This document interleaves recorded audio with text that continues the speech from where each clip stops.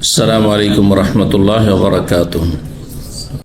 إن الحمد لله نحمده ونستعينه ونستغفره ونعوذ بالله من شرور أنفسنا ومن سيئات أعمالنا. من يهده الله فلا مضل له ومن يضلل فلا هادي له. وأشهد أن لا إله إلا الله وحده لا شريك له وأشهد أن محمدا عبده ورسوله صلى الله تعالى عليه وعلى آله وصحبه وسلم تسليما كثيرا. أما بعد، فقد قال الإمام البخاري رحمه الله تعالى حدثنا إسماعيل قال حدثنا مالك عن زيد بن أسلم عن عطاء بن يسار عن أبي سعيد الخدري رضي الله تعالى عنه قال قال رسول الله صلى الله عليه وسلم إن أكثر ما أخاف عليكم ما يخرج الله لكم من بركات الأرض. قيل وما بركات الأرض؟ قال زهرة الدنيا. فقال رجل هل يأتي الخير بالشر؟ فصمت النبي صلى الله عليه وسلم حتى ظننت أنه ينزل عليه ثم جعل يمسح عن جبينه فقال أين السائل؟ قال أنا. قال أبو سعيد لقد حمدناه حين تلا لذلك الحديث. সম্মানিত ভাতৃমণ্ডলী, আল্লাহ রাব্বুল আলামিনের প্রশংসা এবং প্রিয় নবী সাল্লাল্লাহু আলাইহি সাল্লামের উপর সালাত ও সালামের পর আজ মঙ্গলবার 26শে শাওয়াল 1447 হিজরির মোতাবেক 14ই এপ্রিল 2026 আমাদের ধারাবাহিক আলোচনা সহিহুল বুখারীর কিতাবুর রিকাক অর্থাৎ হৃদয় স্পর্শী বিষয় এ সম্পর্কীয় হাদিস, যাতে মানুষের হৃদয় নরম হয়ে থাকে। অধ্যায় নম্বর আমাদের পর্ব নম্বর 3 আর অধ্যায় নম্বর এই পর্বের 7 চলছিল, যাতে দুটো হাদিস নিয়ে আমরা আলোচনা করেছি। বিষয়বস্তু ছিল বাবু মা ইউহজারু মিন জাহারাতি দুনিয়া তানাফুসু ফিহা, দুনিয়ার চাকচিক্য এবং দুনিয়ার আকর্ষণ থেকে সতর্ক সাবধান থাকা। এই চাকচিক্যময় দুনিয়ায়, এই প্রতারণার জগতে আপনি দুনিয়া পেয়ে প্রতারিত হবেন না, দুনিয়া নিয়ে মেতে উঠবেন না, দুনিয়ার পিছনে মরিয়া হয়ে ছুটবেন না। সহজে যা হালাল আসে তাতে আপনি নিজেকে পরিতৃপ্ত রাখবেন, তাতে শান্তি রয়েছে। হারাম উপায় অবলম্বন করবেন না রুজি রোজগারের জন্য, এবং হালাল উপার্জন করার পরে হারাম জায়গায় খরচ করবেন না, অপচয় অপব্যয় করবেন না। আল্লাহর নিয়ামত, ধন সম্পদ, সুস্থতা, নেতৃত্ব, ক্ষমতা, দুনিয়ার যে সমস্ত নিয়ামত রয়েছে এসব দিয়ে আপনি গুনাহ করবেন না, কারণ জুলম অত্যাচার করবেন না, সীমা লঙ্ঘন করবেন না। সতর্ক সাবধান এ দুনিয়ার শোভা সৌন্দর্য থেকে এবং তার আকর্ষণ বা তাতে ঝাঁপিয়ে পড়া থেকে। দুনিয়ার পিছনে ঝাঁপিয়ে পড়বেন না, না হলে দুনিয়া আপনাকে গোলাম বানিয়ে ফেলবে, পয়সার সন্তান হয়ে যাবে তখন।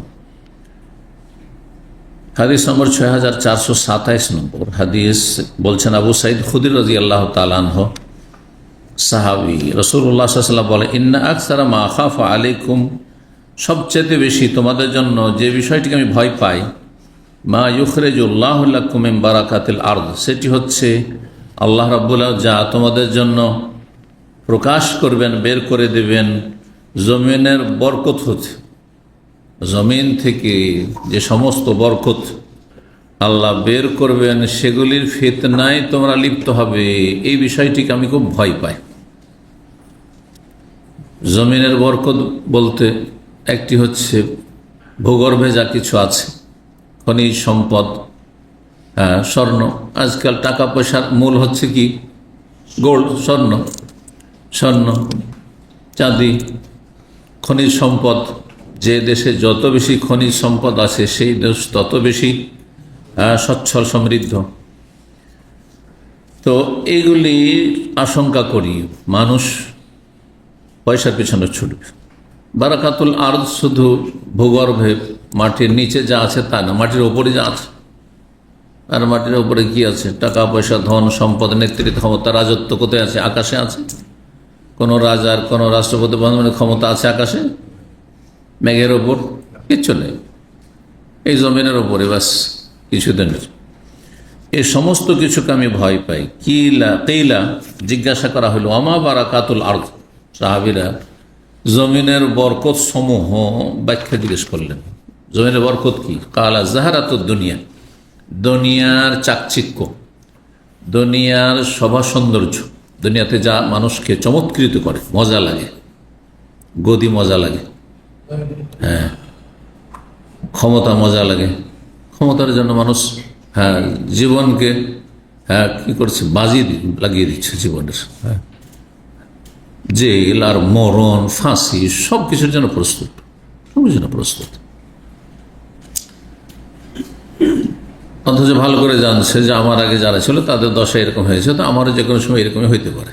হ্যাঁ, টাকা পয়সার জন্য মানুষ খুন করে দিচ্ছে, না খুন হয়ে যাচ্ছে, সামান্য তুচ্ছ দুনিয়ার জন্য, দুনিয়ার চাকচিক্য। তারপর রুজি রোজগার করতে গিয়ে হালাল হারাম, জায়েজ না জায়েজ, জাহান্নামে যাবো না জান্নাতে, কোনো পরোয়া নেই।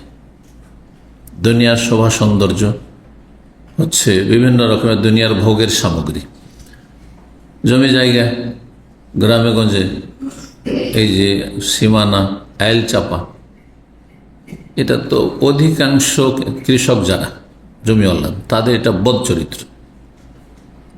আপনি যদি বিদেশে থাকেন আর জমি কিনেন কোথাও, ধীরে ধীরে চাপতে চাপতে আপনার জমি কমে গেছে, জমি কমে গেছে। ফাকাল রাজুলুন, জনক ব্যক্তি তখন জিজ্ঞেস করলেন, হালিয়াতিল খায়র বিশার ইয়া রাসূলুল্লাহ, ইয়া আল্লাহর রাসূল, দুনিয়ার চাকচিক্য বা দুনিয়ার সৌন্দর্য, টাকা পয়সা, ধন দৌলত, গাড়ি বাড়ি, নারী, হ্যাঁ, এ সমস্ত সুখের সামগ্রী, এটা হচ্ছে খায়ের, কল্যাণ, ভালো জিনিস। হ্যাঁ, মানুষের অভাব নেই, কিছু নেই, তো কল্যাণ কি অকল্যাণ বয়ে নিয়ে আসবে? ভালো জিনিস কি মন্দকে নিয়ে আসে? ভালো ভালোকে নিয়ে আসে। তো প্রশ্ন হচ্ছে যে আমরা যদি এখন গরিব হয়ে আছি, অভাবী হয়ে আছি, আমরা সাহাবায়ে কেরাম, এক সময় এমনটা হবে, সাহাবায়ে কেরামদের আমলে অনেক ধন সম্পদ মানুষের কাছে, অভাব নেই ধন সম্পদের। 100 হিজরি আসেনি ওমর বিন আব্দুল আজিজ রহমতুল্লাহ আলাইহির জামানায় নবী সাল্লাল্লাহু আলাইহি ওয়াসাল্লামের ভবিষ্যদ্বাণী যে এমন এক সময় হবে যে আমার উম্মত এত বেশি সচ্ছল হয়ে যাবে, এত সুখী হয়ে যাবে যে জাকাত বের করে অভাবী খুঁজবে পাবে না।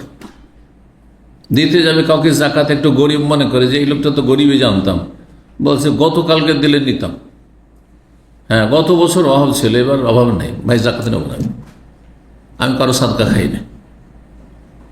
এটার বাস্তবায়ন হয়েছে 100 হিজরিতে, 97 থেকে 100-র মধ্যে কয়েকটা বছরে এত ধন সম্পদ মুসলিমদের কাছে, সুবহানাল্লাহ। তখন হাজার হাজার সাহাবায়ে কেরাম বেঁচে আছেন তাদের জামানায়, অথচ সেই সাহাবায়ে কেরাম এক সময়, হ্যাঁ, 1 দিন 2 দিন 3 দিন 4 দিন খেতে পাচ্ছেন না, একটা দুটা খেজুর পানি, ওটাও কখনো শেষ, গাছের পাতা কখনো খাচ্ছেন, জি, পেটে পাথর বেঁধে, একটা দুটা তিনটা করে পাথর বেঁধে, সুবহানাল্লাহ। জি,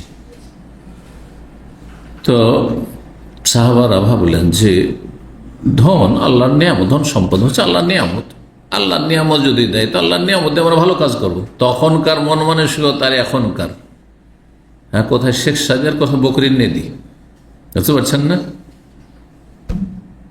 তো তাদের চিন্তা চেতনা যে ধন সম্পদ হবে, ইসলামের খেদমত করব, জেহাদ করব, হ্যাঁ, আল্লাহর জমিনে ইসলামের প্রচার প্রসার করব। কিন্তু এখন পয়সা হলেই মানুষ পাপে ডুবে যাচ্ছে। যেহেতু তাদের ইমানের জোর ছিল, সেজন্য বলছেন যে আল্লাহর নিয়ামত হচ্ছে কল্যাণ, খায়ের, কল্যাণ কি অকল্যাণ নিয়ে আসবে? টাকা পয়সা হইলে অসুবিধা কি? আরো তো ভালো কাজ হবে ইসলামের। আর টাকা পয়সার অভাবে ধরেন আমরা ইসলামের খেদমত অনেক জায়গায় করতে চেয়ে করতে পারছি না। একটা প্রোগ্রাম করব তো লোকজন ডাকলে খেতে দিতে হবে, এই খাবার পয়সা নেই। হ্যাঁ, মেহমান ডাকবো, তাদের জন্য খরচ আছে, পয়সা নেই। মসজিদ করবো, পয়সা নেই। ইসলামের দাওয়া সেন্টার করবো অথবা মাদ্রাসা করবো, পয়সা নেই। অভাব, বিভিন্ন রকমের অভাব। এই অভাব যদি না থাকে তো, আর ভালো মানুষদের হাতে পয়সা থাকলে তো অধিকাংশ যাদের কাছে পয়সা আছে তারা ভালো মানুষ না, তারা পয়সাকে পাপের কাজে ব্যয় করে, হারাম জায়গা থেকে উপার্জন করে এক শ্রেণীর লোক, হ্যাঁ, আর হারাম জায়গায় ব্যয় করে। আর আরেক শ্রেণীর লোক আছে হালাল উপায় হয়তো উপার্জন করে কিন্তু হারাম জায়গায় ব্যয় করে। এদের সংখ্যা সবচেয়ে বেশি। অল্প সামান্য কিছু লোক আছে যাদের দ্বারা কিছু সীমিত পরিসরে ইসলামের খেদমত হচ্ছে, যে হালাল উপার্জন করে আর আল্লাহ সন্তুষ্টির কাজে হালাল পথে ব্যয় করে। তো সাহাবী জিজ্ঞাসা করলেন যে কল্যাণও কি অকল্যাণ নিয়ে আসবে, মানে আল্লাহর নিয়ামত টাকা পয়সা হলে এতে অকল্যাণ কি আছে, এতে কি আমাদের আরো খারাপই হবে? ফাসামাতান নবী সাল্লাল্লাহু আলাইহি ওয়াসাল্লাম নীরব হয়ে গেলেন, কারণ এই প্রশ্নের উত্তর তখন পর্যন্ত ওহী আসেনি যে টাকা পয়সা হলে ক্ষতি কি, এতে কি ক্ষতির দিক আছে। এই ক্ষতির দিক আছে এই কথা নবী সাল্লাল্লাহু আলাইহি ওয়াসাল্লামের কাছে যেহেতু তখন পর্যন্ত আসেনি, তিনি নীরব হয়ে গেলেন, কারণ ওহী ছাড়া নিজের পক্ষ থেকে কথা বলতেন না। রাসূলুল্লাহ সাল্লাল্লাহু আলাইহি ওয়াসাল্লাম সূরা নাজমে রয়েছে ওমা ইয়ানতিকু আনিল হাওয়া, খেয়াল খুশি কথা বলতেন না, যে একটা লোককে জবাব দেওয়ার জন্য একটা কথা বলেই দিলেন, যুক্তি না, যুক্তিতে মুক্তি খুঁজতেন না রাসূলুল্লাহ সাল্লাল্লাহু আলাইহি ওয়াসাল্লাম, ওহীতে মুক্তি খুঁজতেন। আসমানি কথাতে মুক্তি রয়েছে, দলিলে মুক্তি রয়েছে। নবী সাল্লাল্লাহু আলাইহি ওয়াসাল্লাম চুপ হয়ে গেলেন। হাত্তা জানানতু আন্নাহু ইউনজালু ইলাইহি, তখন আমি ধারণা করলাম, বর্ণনাকারী আবু সাঈদ খুদরি বলছেন, আমার ধারণা হলো যে তার কাছে ওহী নাজিল হচ্ছে, এখন ওহী নাজিল হচ্ছে, সেজন্য চুপ হয়ে গেলেন, তারপর উত্তর দেবেন।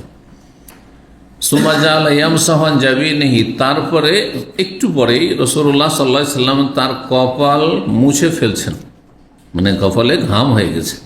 ওহির সময় কি হতো, মানুষ যখন কঠোর পরিশ্রম করে তখন কি হয়, ঘেমে যায়, ঘেমে যায়। তো নবী সাল্লাল্লাহু আলাইহি ওয়াসাল্লামের ওহী যখন হইতো, একে কাউলান সাকিলা আল্লাহ বলেছেন, কাউলান সাকিলা, খুব ভারী বাণী, আল্লাহ রাব্বুল বাণী যখন নাজেল হইতো, জিবরাইল নিয়ে আসতেন, তখন ঘেমে যেত রাসূলুল্লাহ সাল্লাল্লাহু আলাইহি ওয়াসাল্লাম, কপাল থেকে ঘাম মুছে ফেলছিলেন। আর তারপরে আইনা সাইল, জিজ্ঞাসাকারী কোথায়, যে লোক এক্ষুনি জিজ্ঞেস করেছিল। সাইল মানে যদি কারো কাছে কিছু সাহায্য চান তো ভিক্ষুক, আম্মা সাইলা ফালা তানহার,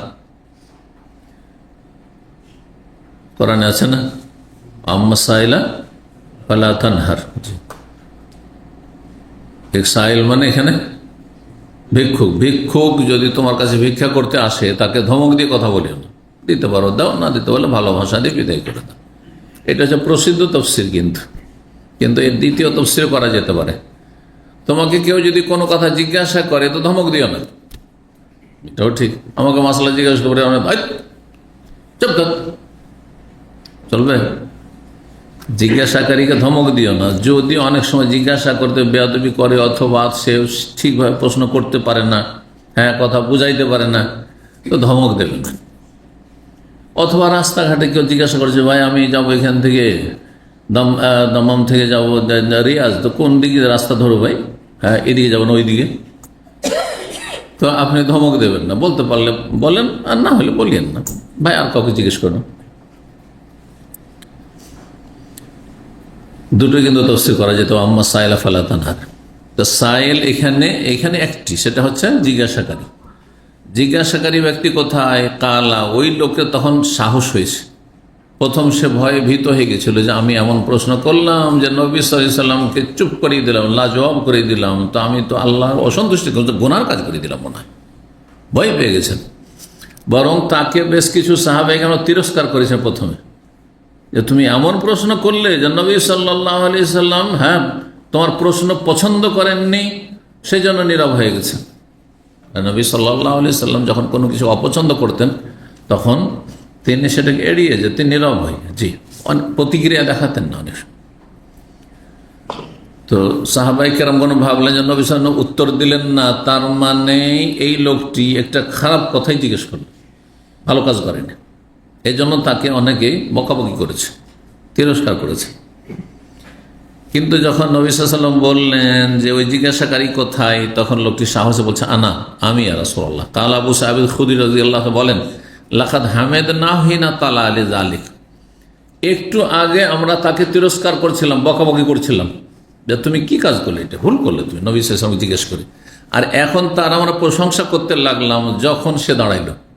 ভালোই প্রশ্ন করেছে তো, কারণ এমন একটা প্রশ্ন যে প্রশ্নের উত্তরে ওহী নাযিল হয়েছে, আর এখন আমরা উত্তরটা পাবো, তো আমরা ইসলাম সম্পর্কে অতিরিক্ত জ্ঞান হাসিল একটা সুযোগ পেলাম। কারণ জ্ঞানীদের প্রশ্ন করায় অন্যদের ফায়দা হয়। আমরা যে এতগুলো লোক আমার সামনে আছেন, সবাই কিন্তু প্রশ্ন করতে জানবেন না। 2, 4 জন, 5 জন, 10 জন আছেন হয়তো এর মাঝে যারা সুন্দর করে প্রশ্ন, তারপরে এমন গুরুত্বপূর্ণ প্রশ্ন যেটার প্রয়োজন, খুব সবার প্রয়োজন, শুধু ওই লোকেরই প্রয়োজন না, আপনাদেরও প্রয়োজন। কিন্তু আপনার খেয়ালে নেই কথাটি, যখন হঠাৎ করে যখন এই সমস্যার সম্মুখীন হবে, তখন এর তো উত্তর লাগবে, আর তখন হয়তো উত্তর খুঁজে পাবেন না, আর আলেমও খুঁজে পাবেন না। তো আপনার পক্ষ থেকে যেন যে প্রশ্ন করলো সে আপনার উপকার করলো, আপনার উপকার করলো। তো আবু সাঈদ খুদরি বলছেন যে তার তখন আমরা প্রশংসা করতে লাগলাম যখন সে দাঁড়ালো যে আমি রাসূলুল্লাহ। রাসূলুল্লাহ সাল্লাল্লাহু আলাইহি ওয়াসাল্লাম তখন উত্তরে বলছেন, প্রশ্ন কি ছিল? ভালো কি মন্দ নিয়ে আসে? আরে ভালো ভালো কি নিয়ে আসবে? আপনাদের মধ্যে যারা ভালো লোক তারা খারাপ লোককে কি নিয়ে আসবে? ভালো লোককে নিয়ে আসবে, ঠিক না? এইটাই যুক্তি। ভালো ভালোকে নিয়ে আসে, মন্দ মন্দকে নিয়ে আসে। কিন্তু না, কখনো কখনো ভালো মন্দতে পরিণত হয়, ভালো মন্দের কারণ হয়ে যায়। বললেন রাসূলুল্লাহ সাল্লাল্লাহু আলাইহি ওয়াসাল্লাম, লা ইয়াতিল খায়রু ইল্লা বিল খায়রি। আসল হচ্ছে যে কল্যাণ কি বয়ে নিয়ে আসে, ভালো কি নিয়ে আসে, এটা হচ্ছে স্বাভাবিক কথা। কিন্তু ব্যতিক্রম সব কিছুতে আছে, ব্যতিক্রম বেশি, আজকাল ব্যতিক্রমই বেশি। ধন সম্পদ যদি হালাল উপার্জন হয় আর হালাল জায়গায় খরচ হয়, বরং নেকির জায়গায় খরচ হয়, বুঝতে পারছেন না?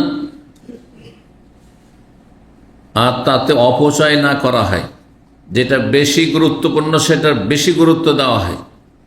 আপনি আপনার স্ত্রী, ছেলে মেয়ের ভরণ পোষণ, তারপরে বাপ মা, তারপরে ভাই বোন, তারপর আত্মীয় স্বজন, এইভাবে ধারাবাহিক, বুঝতে পারছেন?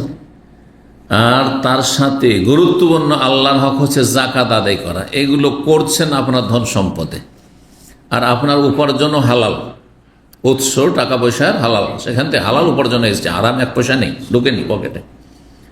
আর তারপরে তখন সুন্নত নফল আপনার টাকা পয়সা দিয়ে নেকিরও কাজ করছেন, আপনি দান সাদকাও করছেন, নফল দান সাদকাও করছেন, মসজিদ মাদ্রাসাও করছেন, আপনি ইসলামের খেদমত করছেন।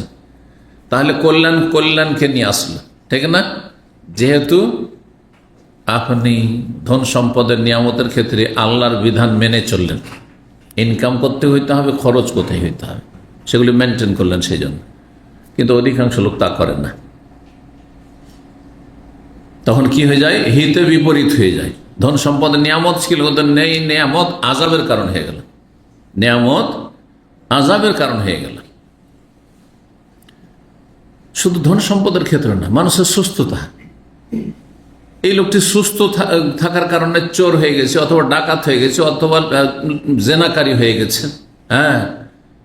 অথবা কোনো কুখ্যাত অপরাধী হয়ে গেছে, মদখোর হয়ে গেছে, গাঁজা হিরোইনে মেতে গেছে। কিন্তু সে যদি আগে থেকে অসুস্থ থাকতো, বালা মুসিবতে জর্জরিত থাকতো, অথবা তার পয়সা না থাকতো, তাহলে এইসব পাপে জড়াইতে পারতো না, পাপে জড়াইতো না, বুঝতে পারছেন না? তো বলছেন আসল হচ্ছে যে লা ইয়াতিল খায়রু ইল্লা বিল খায়র, কল্যাণকেই নিয়ে আসে, কিন্তু ব্যতিক্রম কখনো হয়ে যায় যখন সেটির অপব্যবহার হয়। আর উদাহরণ দিচ্ছেন গবাদি পশুর, উট, গরু, ছাগল। যদি সবুজ চারণভূমি, ঘাস থাকে, আর সেখানে যদি আপনি আপনার গবাদি পশুকে চড়ান, তাহলে আপনার গবাদি পশুর কি হবে?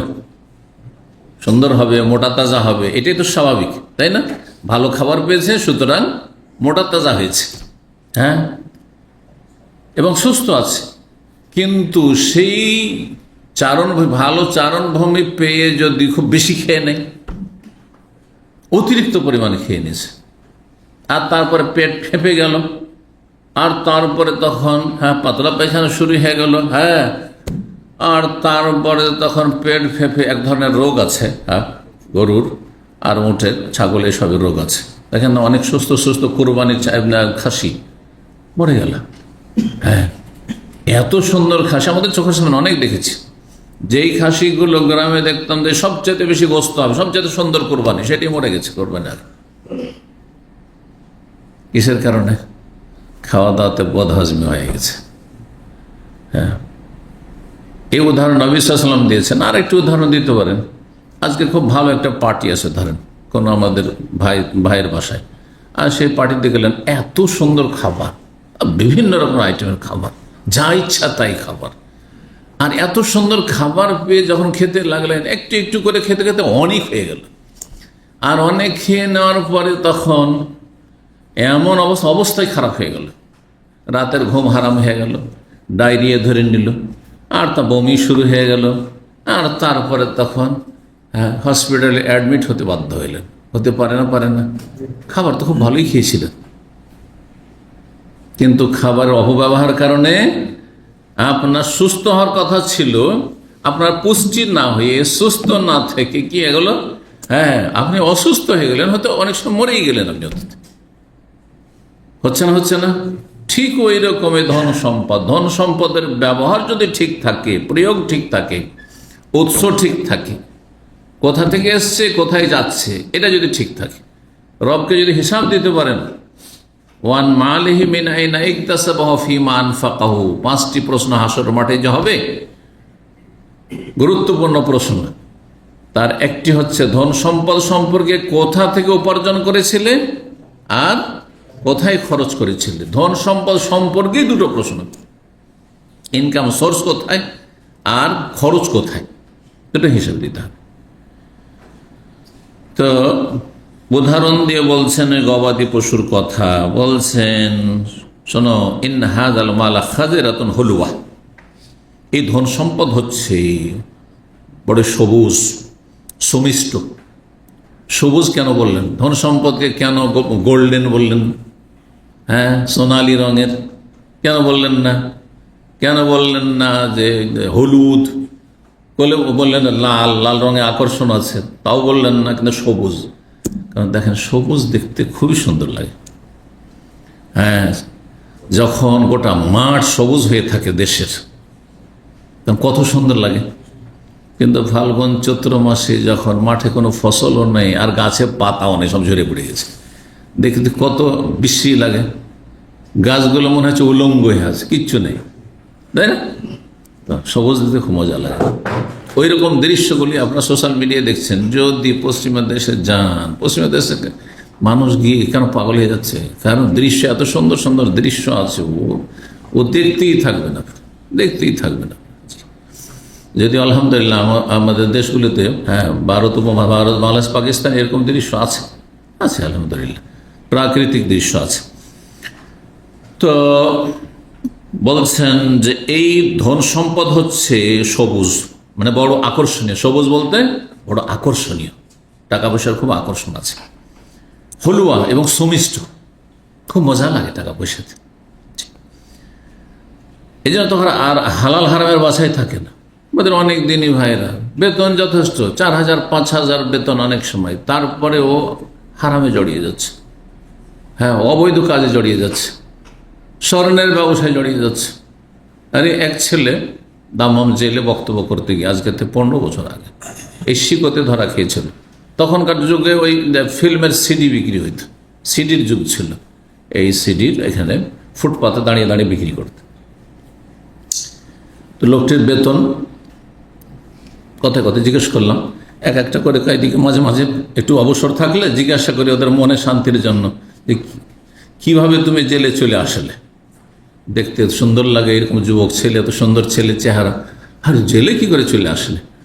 তো বলছে যে আমি ওই সিডি নিয়ে ধরা খেয়েছিলাম, ওই ফিল্মের খারাপ ছবির আর কি, বলবো ফিল্মই ধরেন বা যেগুলো থাকে, কি যে থাকে তাও তো জানি না ওতে, কিন্তু খারাপ ছবি এক কথায় থাকে। এক সময় খুব ধরপাকড় ছিল হাইয়ার পক্ষ থেকে, তো ওইটা নিয়ে ধরা খেয়েছে। তখন জিজ্ঞেস করলাম তোমার বেতন কত ছিল? বলছে 2,000। আলহামদুলিল্লাহ, 2000 রিয়াল তোমার বেতন, তারপরে তুমি ব্লু ফিল্মের ব্যবসা করতে গেলে তুমি আর ধরা খেয়ে জেল খেটে এখান থেকে এক্সিট যাবে, তোমার নিজের হালাল রুজিকে নিজের হাতেই তুমি জবাই করলে, নষ্ট করলে, যথেষ্ট হলো না? আরে অনেকের তখন 400 টাকা বেতন ছিল ক্লিনারগুলোর, 400 টাকা বেতন। 1000 টাকা ছিল আপনার অধিকাংশ মানুষের বেতন 1000 রিয়াল। 2000 রিয়াল বেতন তো নিয়ামত তোমার। ও চাকরি করে নিয়ে যখন ডিউটি শেষ হয়ে যায় ওই আপনার সিডি বিক্রি করতে চলে আসে, জেলখানায় পৌঁছে গেছে। তো মানুষের ধন সম্পদের লোভ মানুষকে ধ্বংস করে। উদাহরণ দিয়ে বলছেন, ওয়াইন্না কুল্লামা আম্বাতার রাবিউ ইয়াকতুলু হাবাতান আও ইউলিম্মু ইল্লা আকিলাতাল খাজিরাতি। বলছেন এমন প্রত্যেক আপনার তৃণাদি ঘাস বা চারণভূমি বলতে পারেন, মা আম্বাতার রাবিউ, রবির দুটি অর্থ হয়।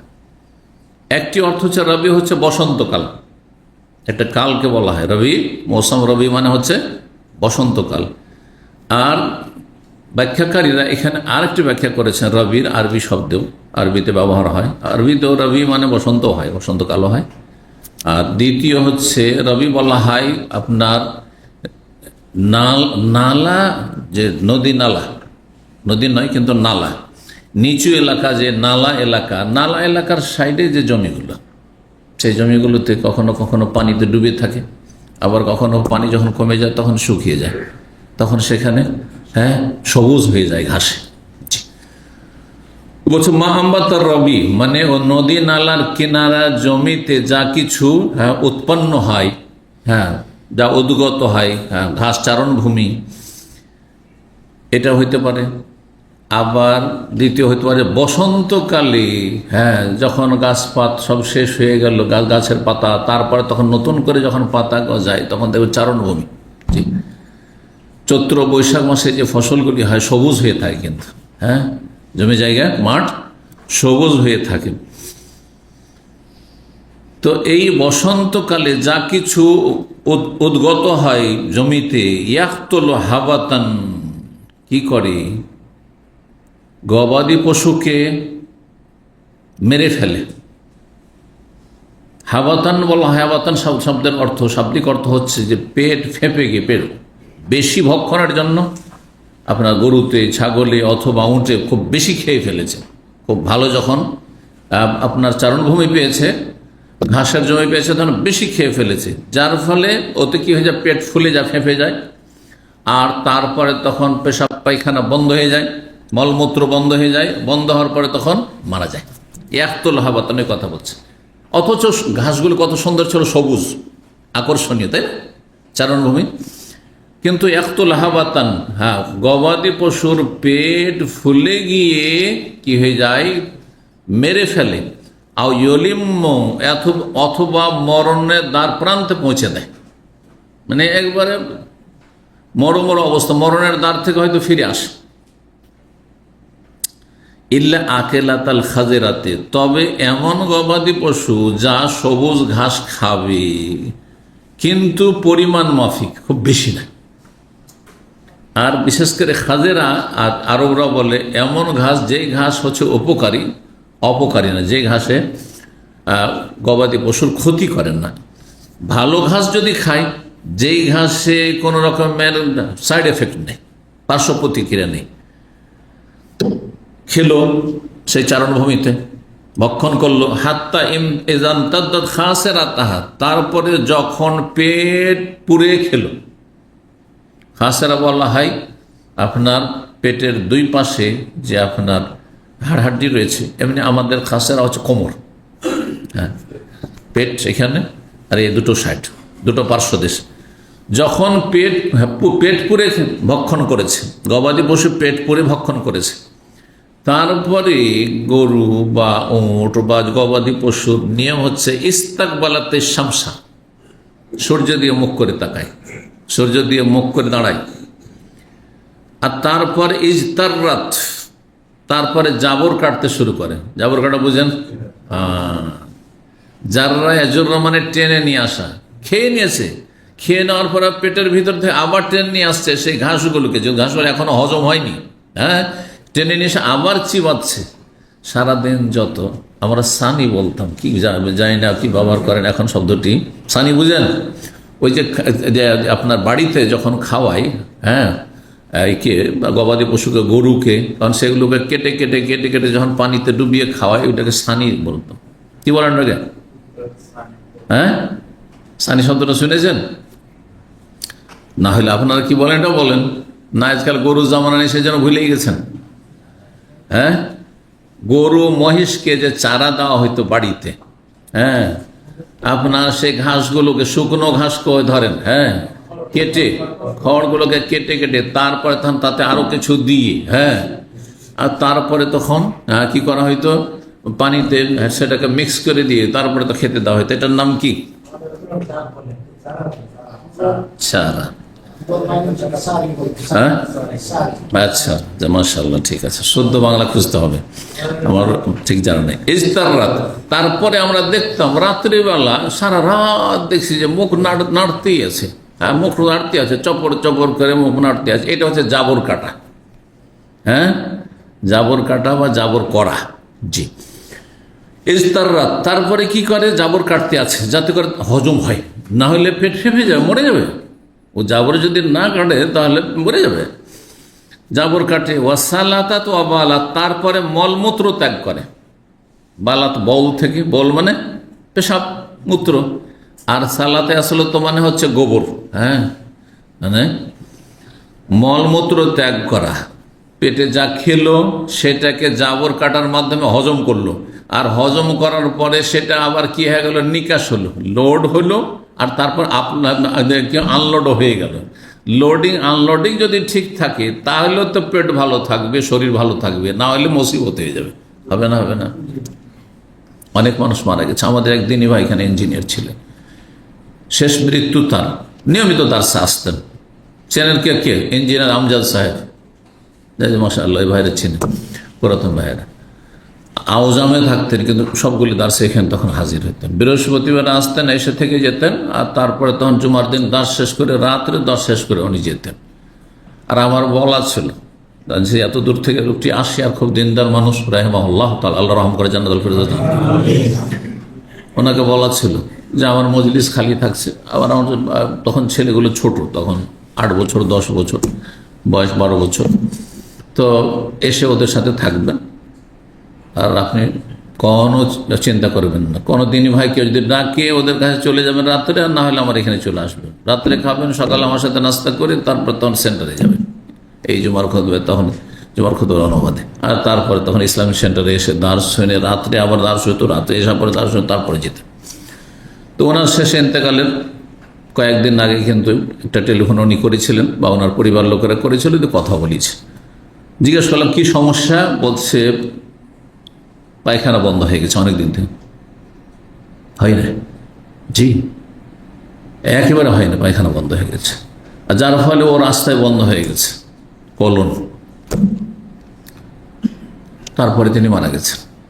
এটা দীর্ঘ সময় বন্ধ থাকার কারণে তাতে কি হয়ে গেছে, ক্যান্সারের মতো হয়ে গেছে, আর তারপরে শেষ মারা গেছেন রাহিমাহুল্লাহ। যে কথাটি বলছিলাম, মানুষের পেশাব পায়খানা ক্লিয়ার হওয়া নিয়মিত, এটাও যে আল্লাহর কত বড় নিয়ামত, ভুক্তভোগী জানে যে কত বড় নিয়ামত। পেশাব বন্ধ হলে কি অবস্থা, হ্যাঁ, পায়খানা বন্ধ হয়ে গেলে কি অবস্থা। তো এই গবাদি পশু, হ্যাঁ, জাবর কাটলো, এর মাধ্যমে হজম করলো, তারপরে মলমূত্র ত্যাগ করলো, পেট হালকা হয়ে গেল, যা কিছু খেয়েছিল পেট হালকা হয়ে গেল। সুম্মা আদাত, তারপরে যখন আবার ক্ষুধা লাগলো, আবার চারণভূমিতে যদি খাই তো অসুবিধা আছে, কারণ পেট খালি হয়ে গেছে। ফাআকালা, তারপর আবার খেলো।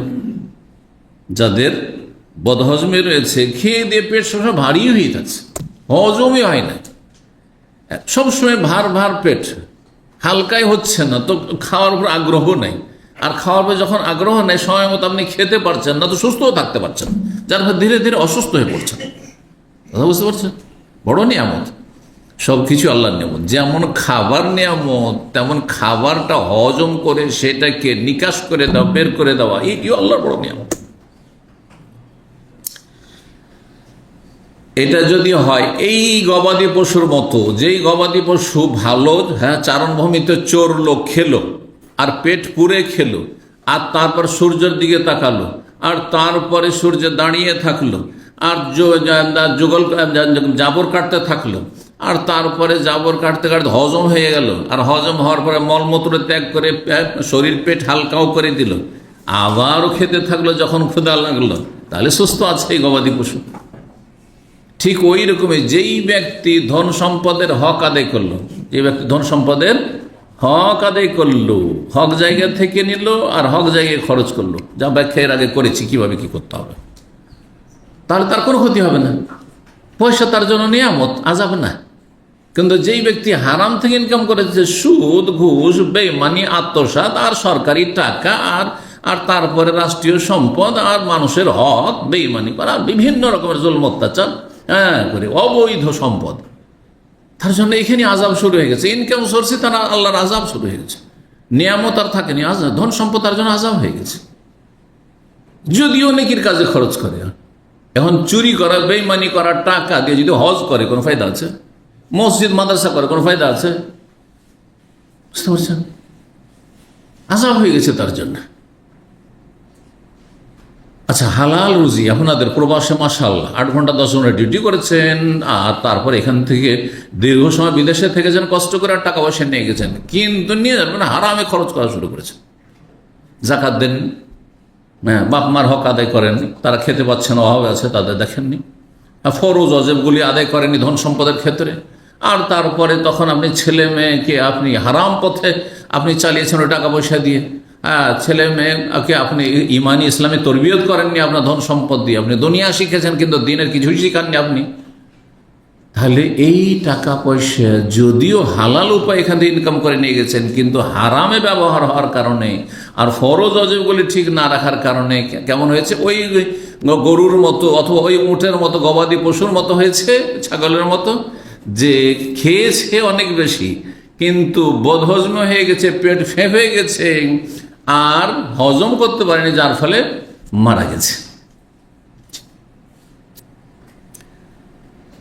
ওয়াইন্না হাযাল মালা হুলওয়াতুন, আর শোনো এই ধন সম্পদ বড়ই মিষ্টি, কিন্তু মান আখাযাহু বিহাক্কিহি, কেউ যদি সেটা তার হকের সাথে নেয়, নাই সঙ্গতভাবে সেটাকে গ্রহণ করে, হালাল উপায় গ্রহণ করে, ওয়া ওয়াদাহু ফি হাক্কিহি, আর খরচাও করে, ব্যয় করে, হ্যাঁ, নাই সঙ্গত জায়গায়, অন্যায়ের জায়গায় খরচ করবেন না, গ্রহণ করবেন বৈধ জায়গা থেকে, আর খরচ করবেন আপনি বৈধ জায়েজ জায়গায়। ফানিমাল মাউনাতু হুয়া, তাহলে এই ধন সম্পদ খুব সুন্দর উপকারী, খুবই উপকারী, টাকা পয়সা অনেক উপকারী।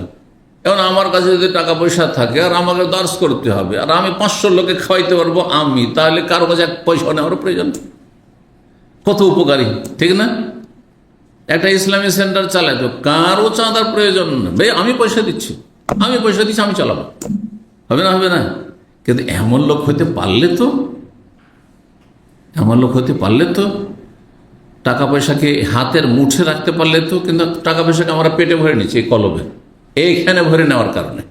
ধন সম্পদ টাকা পয়সা কি অন্তরে ভরবেন না, অন্তরে ঢুকিয়ে দেবেন না, হাতের মুঠে ঢুকাবেন, যাতে করে যে কোনো সময় খরচ করতে পারে আল্লাহ সন্তুষ্টির জন্য। আল্লাহ তৌফিক দান করুন। ওমান আখাযাহু বিগাইরি হাক্কিহি, আর কেউ যে ধন সম্পদ গ্রহণ করে অন্যায়ভাবে, হারাম রোজগার করেছে, তার উদাহরণ হচ্ছে কানা কাল্লাযী ইয়াকুলু ওয়া লা ইয়াশবা, ওই ব্যক্তির মতো যে খায় ঠিকই, অনেক বেশি খায়, খেতেই থাকে, কিন্তু পরিতুষ্টি হয় না, পরিতৃপ্তি হয় না, তৃপ্তি পায় না, খেয়ে দেও খাই লেগে থাকে, শান্তি পায় না। ঠিক ওই রকমই টাকা পয়সা এত আসছে কিন্তু শান্তিতে নেই। আল্লাহ রক্ষা করুন। 6428 নম্বর হাদিস, এই হাদিসটি কিন্তু অত্যন্ত গুরুত্বপূর্ণ। ধন সম্পদের সঠিক ব্যবহারের ক্ষেত্রে কোন জায়গা থেকে ইনকাম করবেন আর কোন জায়গায় খরচ করবেন, আল্লাহ বুঝার আমল করার তৌফিক দান করেন। 6428 নম্বর হাদিস বর্ণনা করছেন আবু জামরা তাবি, তিনি বলছেন হাদ্দাসানি জাহাদ ইবনে মুদাররিব ক্বালা সামি'তু ইমরান, তিনিও তাবি, তিনি বলছেন আমি ইমরান বিন হুসাইন রাদিয়াল্লাহু সাহাবী থেকে বলতে শুনেছি নবী সাল্লাল্লাহু আলাইহি ওয়াসাল্লাম বলেন, খায়রুকুম কারনি, তোমাদের মধ্যে সবচেয়ে ভালো হচ্ছে আমার যুগের লোকেরা। রাসূলুল্লাহ সাল্লাল্লাহু আলাইহি ওয়াসাল্লামের যুগের লোকেরা সবচেয়ে ভালো মানুষ, সাহাবায়ে কেরামগণ। সুম্মাল্লাযীনা ইয়ালুনহুম, তারপরে ওরা যারা তাদের পরবর্তী কালে আসবে, তাদের পরবর্তী সময় আসবে, তার মানে তাবেঈনরা। কালা ইমরান, ইমরান বলেন ফামা আদরি, আমি জানছি না, মানে আমার মনে নেই। কালা নবী সাল্লাল্লাহু আলাইহি ওয়াসাল্লাম, নবী সাল্লাল্লাহু আলাইহি ওয়াসাল্লাম বলেছেন বাদা কওলিহি মাররাতে, দুইবার না তিনবার বলেছেন। তারপরে পরবর্তী কালের লোকেরা, তারপরে পরবর্তী কালের লোকেরা, এইভাবে তিনবার বলেছেন না দুইবার বলেছেন? তো দুইবার যদি বলেন তো সাহাবায়ে কেরাম আর তাবেঈন হবে শুধু। কিন্তু যেটা প্রসিদ্ধ হাদিস, সাহাবায়ে কেরাম তাবেঈন পরেও স্বর্ণযুগের অন্তর্ভুক্ত হচ্ছে তাবা তাবেঈন, যাদের কোনো একজন তাবেঈর সাথে ঈমানের অবস্থায় দেখা হয়েছে। এই তিনটি যুগ হচ্ছে স্বর্ণযুগ। স্বর্ণযুগ ইসলামের স্বর্ণযুগ। এই যুগের লোকেরা সবচেয়ে ভালো মানুষ ছিল, এই উম্মতের সবচেয়ে ভালো মানুষ ছিল। যদিও ডাউন হতে লেগেছে, সাহাবায়ে কেরামদের জামানার মতো তাবেঈনদের জামানার লোকেরা না, তাবেঈনদের জামানার লোকদের মতো তাবা তাবেঈনের জামানার লোকেরা না, কিন্তু তুলনা অন্যদের সাথে 1400 বছর ইতিহাসের সাথে করলে এই তিন যুগের লোকেরা সবচাইতে ভালো মানুষ ছিলেন মুসলিমদের মধ্যে। বলছেন সোম্মা এখনো বাদ, তারপরে যারা পরবর্তীকালে আসবে, এমন এক কওমুন, এমন এক সম্প্রদায় আসবে মুসলিম জাতির, ইয়াশহাদুনা ওয়ালা ইস্তাশহাদুন, তারা সাক্ষী দিতে নিজে থেকে চলে আসবে, অথচ তাদেরকে সাক্ষী চাওয়াই হয়, মানে মিথ্যা সাক্ষী দিতে আসবে, মিথ্যা সাক্ষী দেবে। মিথ্যা বলাটা তাদের কাছে কোনো ব্যাপারই না। ওয়ায়াখুনুনা, তারা খেয়ানত করবে আমানত। ওয়ালা ইউতামানুন, তাদের কাছে আমানত রাখা যাবে না, মানে বিশ্বাস করা মুশকিল। আজকাল কাউকে ধার দেবেন, বিশ্বাস করা মুশকিল যে দেবেও। দেখেন এই বাস্তব ভবিষ্যৎবাণী। কারোর সাথে যে ব্যবসা করবেন পার্টনারশিপে, আস্থা করে মুশকিল যে টাকাটা ফিরিয়ে পাবো। জি, দাড়িওয়ালা দেখলেও পাবেন না, হয়তো খুব কম আশা করা যায়। ওয়ায়ানযিরুন, এবং তারা মানত করবে, ওয়ালা ইউফুন, কিন্তু মানত পুরা করবে না। বালা মুসিবতে যখন পড়বে, আল্লাহ আমার ছেলেটাকে ভালো করে দাও, আল্লাহ আমি একটা গরু জবাই করে সবাইকে খাওয়াবো। পরে যখন ভালো হয়ে গেছে বলছি এত টাকার গরু, 1 লাখ টাকা চলে যাবে, থাক। বুঝতে পারছেন? আল্লাহ যদি আমার এই মনের আশাটা পূরণ হয় তাহলে একটা হজ করব। আসার পরে দেখি আরে হজ তো সৌদি আরবে এসে তো 15,000 ছাড়া হয় না, এত টাকা খরচ করবো, এতে আমার অনেক কিছু দেশে হয়ে যাবে। মানত পুরা করলো না। ওয়াজহারু ফীহিমুস সেমানু, সেমান সামিন মানে মোটা ব্যক্তি, মোটা তাজা। আর যারা শেষ জামানায় যে মুসলিমরা আসবে তারা দেখতে মোটা তাজা হবে, মানে ফ্যাট বেড়ে যাবে, ফ্যাটি মানুষ বেড়ে যাবে। দেখেন আজকাল মানুষ চর্বি কমাবার জন্য জিম আর জিম, জিম আর জিম, আর তারপরে দৌড়, সকাল বিকাল শুধু রাস্তাঘাটে দৌড়াচ্ছে। বুঝতে পারছেন? কাজকর্ম করে শরীর কন্ট্রোল করতে পারেন না, কারণ হারাম খেয়ে খেয়ে অধিকাংশ লোক।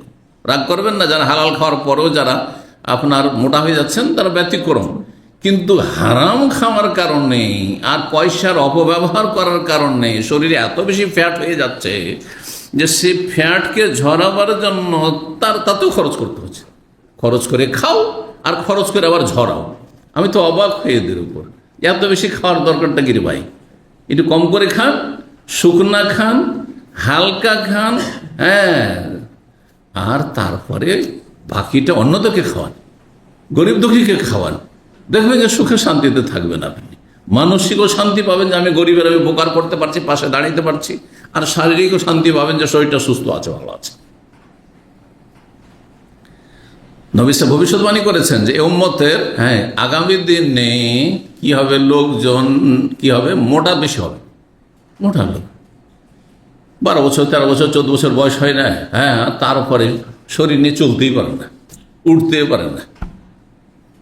30-40 বছর বয়স হয়নি, ও আগে চেয়ার খুঁজতে হচ্ছে, তারপর নামাজ পড়তে হচ্ছে। বুঝতে পেরেছেন? 6429 নম্বর হাদিস বর্ণনা করেছেন আব্দুল মাসউদ রাদিয়াল্লাহু তাআলা। তিনি বলেন খায়রুন নাস, নবী সাল্লাল্লাহু আলাইহি ওয়াসাল্লাম বলেছেন খায়রুন নাস কারনি, সবচেয়ে ভালো মানুষ আমার যুগের লোকেরা।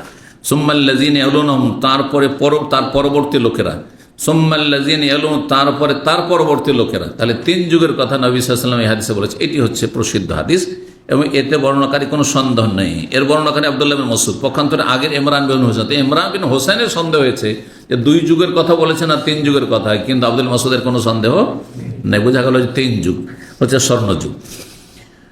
সুম্মা ইয়াজিউ মিন বাদিহিম, তারপরে যে লোকেরা আসবে, এমন এক কওম, এমন এক সম্প্রদায় আসবে, তাসবিকু শাহাদাতুহুম আইমানুহুম, তাদের সাক্ষী তাদের কসম থেকে এগিয়ে যাবে। আগে সাক্ষী দেবে না, আগে কসম করে ফেলবে ও দিশেহারা। মানে নিজের কথাকে বিশ্বাসযোগ্য করে তোলার জন্য মানুষের সামনে কসমও খাবে আর সাক্ষী দিতে চলে আসবে, সাক্ষী দিতে চলে আসবে, মিথ্যা সাক্ষী দিতে চলে আসবে। আপনার ফেভারের লোক, আপনার পার্টির লোক, বা আপনার সাথে তার স্বার্থ জড়িত আছে, ভাই চিন্তা করবেন না, আরে আপনি অপরাধ করেছেন, আমি বলবো আপনি ভালো মানুষ, আপনি কিছুই করেননি, সেই দোষী। আমি বলবো যে আমি প্রত্যক্ষদর্শী। কথা বুঝতে পারছেন? করছে না করছেন আজকাল? মিথ্যা সাক্ষী নিয়ে এসে অপরাধী বানিয়ে দিচ্ছে, ভালো মানুষকে অপরাধী বানিয়ে দিচ্ছে, আবার অপরাধীকে ফেরেশতা বানিয়ে দিচ্ছে। তারা শপথ করতে বললে তো আমাদের দেশের মানুষের একটু ভয় নেই। আবার আরো একটি ইসলাম বিরোধী কথা আছে, সত্য হোক আর মিথ্যা হোক আল্লাহর কসম করো, আল্লাহর কসম, এই জন্য বিশ্বাস করবে না আমাদের দেশের মানুষ। আমাদের অধিকাংশ মানুষ যদি বলে ভাই আল্লাহর কসম করে বলছে, ভাই বিশ্বাসই করবে না। কিন্তু যদি বলেন যে ভাই বাপের কসম করছি, মায়ের কসম করছি, ভাই দানা ছুঁয়ে কসম করছি, দানা মিলবে না, পানি ছুঁয়ে কসম করছি, খুব বিশ্বাস করবে। মানে শিরকে বিশ্বাস করে কিন্তু তাওহীদকে বিশ্বাস করে না। আজব মুসলিম, আজব মুসলিম। এটা আমি নিজেদের কাল্পনিক কথা বলছি না, আমি দেখেছি চোখের সামনে। ছোটকালে দেখতাম কেউ আল্লাহর কসম করছে, আল্লাহর কসম তো সবাই খায়, তুই বলতো যে তোর চোখে হাত দিয়ে কত, মানে চোখ কানা হয়ে যাবে, না আর কসম করবে না, বুঝতে পেরেছেন? কিন্তু আল্লাহর কসম, মিথ্যা কসম খেয়ে নিচ্ছে, এত জাহেল সব। তো এই হচ্ছে কিয়ামতের আলামত, এগুলো কিয়ামতের লক্ষণ। তাসবিকু শাহাদাতু আইমানুহুম, তাদের কসম থেকে এগিয়ে থাকবে সাক্ষী কখনো, ওয়াইমানুহুম শাহাদাতুহুম, আর কখনো কখনো তাদের কসম আগে বেরিয়ে যাবে মুখ দিয়ে সাক্ষীর আগে, সাক্ষী দেওয়ার আগে। কথায় কথায় শপথ করবে আর কথায় কথায় মিথ্যা সাক্ষী দেবে তারা। 6430 নম্বর হাদিস বর্ণনা করেছেন কাইস, তিনি বলছেন সামিউতু খাব্বাবান, আমি খাব্বাব ইবনে আরাত রাদিয়াল্লাহু তাআলা আনহু থেকে শুনেছি, তিনি মক্কায় যারা দুর্বল গরিব মানুষ, অভাবী, তাদের একজন ছিলেন। তিনি একজন কর্মকার ছিলেন, বুঝলেন কর্মকার, সহজ মাসে কামার, কামার, জি কামার ছিলেন, তিনি লোহার কাজ করতেন। ওয়াকাদ ইকতাওয়া, তিনি অসুস্থ ছিলেন, সেই অসুস্থতায় আগের যুগেতে এত চিকিৎসা ব্যবস্থা ছিল না, কিছুই ছিল না। তো কয়েক রকমের চিকিৎসা ছিল, তার মধ্যে একটি ছিল কিছু কিছু রোগ অন্য পন্থায় যখন ভালো হচ্ছে না, তখন সেটা করতো কি, লোহা গরম করে, উত্তপ্ত লোহা দিয়ে শরীর দাগিয়ে চিকিৎসা করত, তাতে রোগগুলি ভালো হইতো। এর জন্য কিছু বিশেষজ্ঞ সেই যুগে ছিল, যুগোপযোগী বিশেষজ্ঞ ছিল। ওয়াকাদ ইখতাওয়া ইয়াওমাইযিন সাবআন ফি বাতনি, তার পেটে সেই সময়কালে 7 বার করে তিনি উত্তপ্ত লোহা গরম করে দাগিয়েছিলেন, কিসের জন্য? রোগের আরোগ্যের জন্য। ওয়াকালা, তিনি বলেন লাউলা আন্না রাসূল নাহানা আন নাদওয়া বিল মউতি, যদি আমাদেরকে রাসূলুল্লাহ সাল্লাল্লাহু আলাইহি ওয়াসাল্লাম নিষেধ না করতেন মৃত্যু কামনা করতে, লা দাউতু বিল মউত, তাহলে আমি মৃত্যু কামনা করতাম, কারণ আমি এই রোগের যন্ত্রণা বরদাস্ত করতে পারছি না। রোগ ভালো হচ্ছে না, রোগের যন্ত্রণা বরদাস্ত করতে পারছি না, খুব কষ্ট হচ্ছে। তারপরে বলছেন যে আমরা আমাদের সাথী সঙ্গীরা মক্কায় মদিনায় কত অভাবী ছিলাম, দুনিয়ার কোনো স্বার্থ ছিল না, ইসলাম কবুল করি, দুনিয়ার গরজে ইসলাম কবুল করিনি, এবং দুনিয়ার লোভ লালসা করেনি, নবী কি দেবেন না দেবেন ওইসব পরোয়াই করিনি, ইসলামের খেদমত করেছি, জিহাদ করেছি। বলছে ইন্না আসহাবা মুহাম্মাদিন মাদাউ, মুহাম্মদ সাল্লাল্লাহু আলাইহি ওয়াসাল্লামের সাহাবায়ে কেরামগণ, সহচরগণ, তারা দুনিয়া থেকে চলে গেছেন, অতিক্রম করেছেন। ওয়ালাম তানকুসুমুদ দুনিয়া বিশাই, দুনিয়া তাদের কোনো কিছুতে, নেকিতে, পরকালের সম্বল সংগ্রহ করতে কোনো কমতি করতে পারেনি। মানে তাদের ইমানে কোনো দুর্বলতা আসেনি, দুনিয়া লোভী তারা হয়নি। ওয়াইন্না আসাবনা মিনাদ দুনিয়া, কিন্তু আমরা ওই সাহাবায়ে কেরামদের আমলেই ধীরে ধীরে ধীরে পরিবর্তন আসছে শেষকালে। তিনি দীর্ঘায়িত হয়েছিলেন। তো বলছেন যে আমরা কিন্তু যারা এখন ধন সম্পদ মানুষের কাছে হয়েছে, তখন দুনিয়ামুখী আমরা হয়ে গেছি। জি, আমাদের জীবনে এত পরিবর্তন দেখছি। একসময় মানুষের জন্য কি যথেষ্ট ছিল?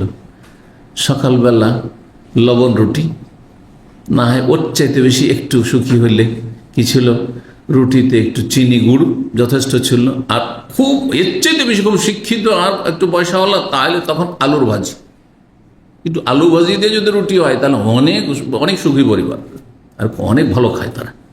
বুঝতে পারছেন না? আর কোনো কিছু নেই। এই চা হইতে হবে, তো কফি হইতে হবে, এইসব কফির নামই জানতো না কেউ। হ্যাঁ, পয়সাওয়ালারও জানতো না। জি, যতটা জানি আমার মনে পড়ছে, আমার এগুলো মনে আছে।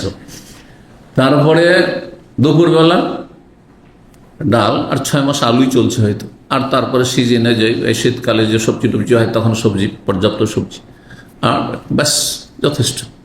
মাঝে মধ্যে একটু মাছ গোস্ত হয়ে গেল, তাও অধিকাংশ লোক তো কেনে না।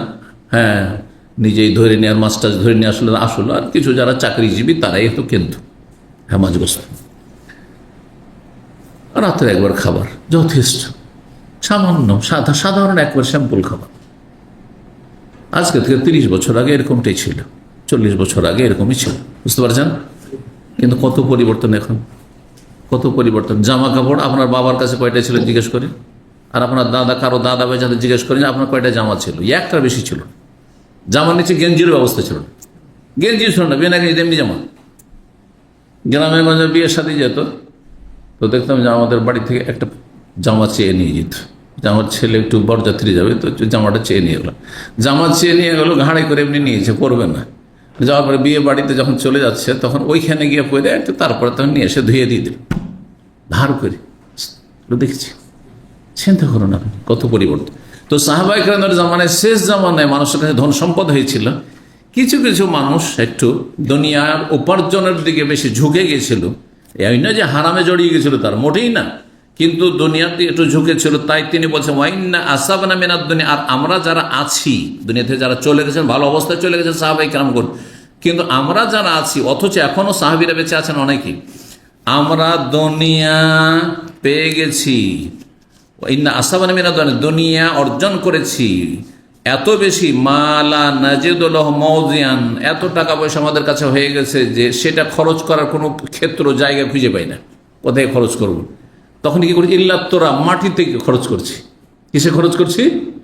মাটিতে খরচ করছি। এই হাদিসের ব্যাখ্যাকে তারপরের হাদিসটা শোনেন, আর তারপরে তখন সঠিক ব্যাখ্যা বলছি। 6431 নম্বর হাদিস বর্ণনা করেছেন কায়েস। তিনি বলছেন আতাই তো খাব্বাবান, আমি খাব্বাবের কাছে আসলাম রাদিয়াল্লাহু তাআলা আনহু।